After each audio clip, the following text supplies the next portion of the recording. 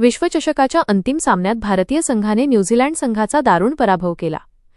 या ऐतिहासिक विजयानंतर भाजपाच्या तर्फे जल्लोष करण्यात आला.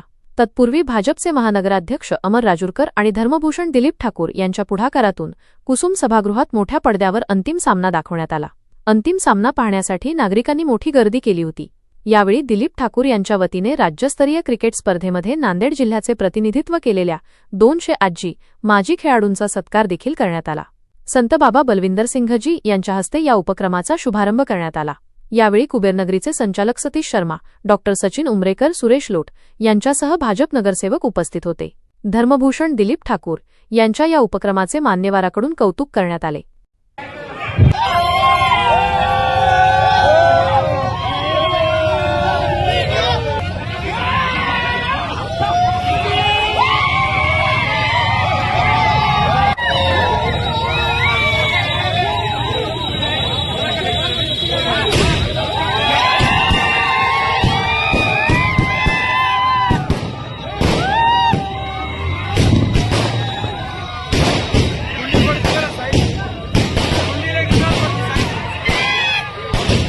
भाजपा भारतीय जनता पार्टीच्या वतीनं दिलीपभाऊ ठाकूर, अमरभाऊ राजूरकर साहेब यांच्या वतीनं हा कुसुमताई सभागृहामध्ये क्रिकेट रसिकांसाठी मोठा कार्यक्रम मोठ्या पडद्यावर या ठिकाणी कार्यक्रमाचे आयोजन करण्यात आलं.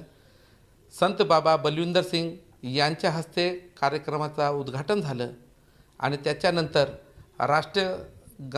राष्ट्रगीत सुरू झाल्यानंतर या ठिकाणी कार्यक्रम सुरू झालं. मराठवाड्यामधले जेवढेही क्रिकेटपटू आहेत, ज्यांनी मराठवाड्यामध्ये कोणते क्रिकेट रणजित जिंकलेले आहेत त्यांचं या ठिकाणी भाजपाच्या वतीनं सत्कार सन्मान करण्यात आलं. त्याचबरोबर दिलीपभाऊ ठाकूर साहेब वर्ल्ड कपमध्ये जेव्हा आपलं भारतची टीम येतात तेव्हाही मोठ्या पडद्यावर दरवर्षी हे कार्यक्रम दाखवितात. आजच्या वर्षी या ठिकाणी दाखविण्यात आलेला आहे.